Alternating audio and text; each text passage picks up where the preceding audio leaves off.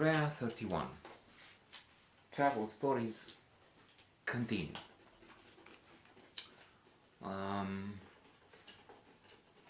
There've been some incidents, some tremendous tensions along the way, doing things for this National Tourist Office, as it was called then, and these incidents and terrible events had an impact. I'm sure I was affected, and this is working as it is, also on account of what happened then.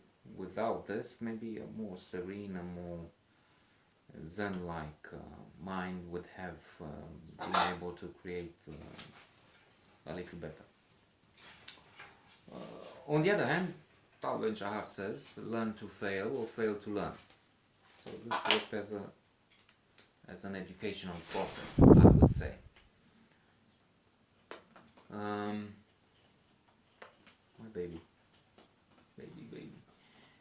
As I speak English, he is confused. He's used with me speaking Romanian around here, so he doesn't know what's going on. But, well, there it is. He's getting red, if you see him in the face, which is a sign of emotion. So, let's finish the story, and then we explain what's going on to you. So, learn to fail to learn. One trip was nearly a disaster. Allahu Akbar. Alhamdulillah. It didn't really turn tragic. But it was like this. I went to the Black Sea coast with some people from Jordan.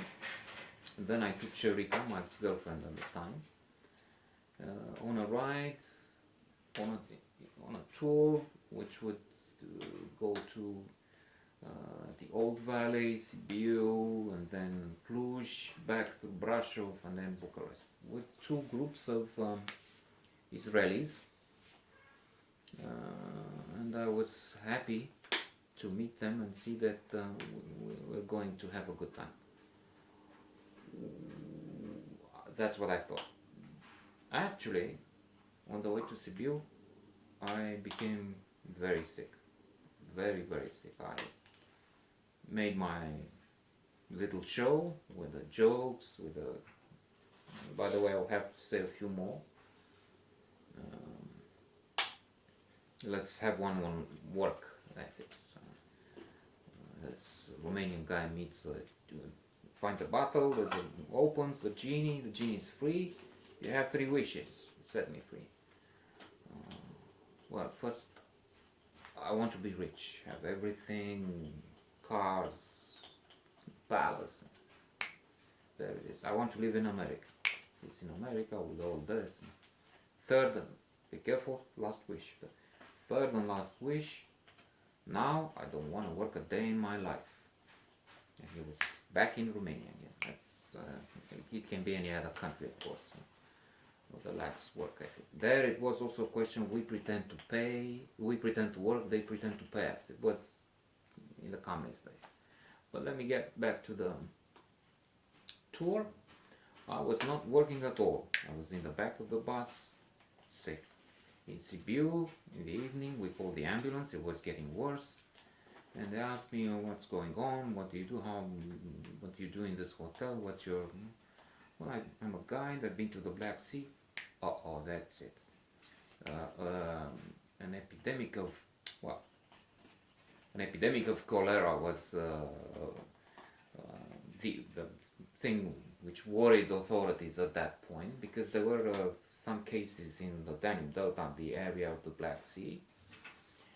They didn't want those, I don't know how many, you never knew in the communist days. Let's say another joke with how you got the information and then it was denied, and then question for Radio Yerevan, that was used throughout the Eastern Bloc. Is it true that Mr. Ionescu has been given a white Dacia? A car. No, it's not a car, it's not a Dacia. It's a bicycle. It's not white, it's black. And it was not given to him, it was taken away from him. So you never knew cholera, many cases, 10, 100, outbreak.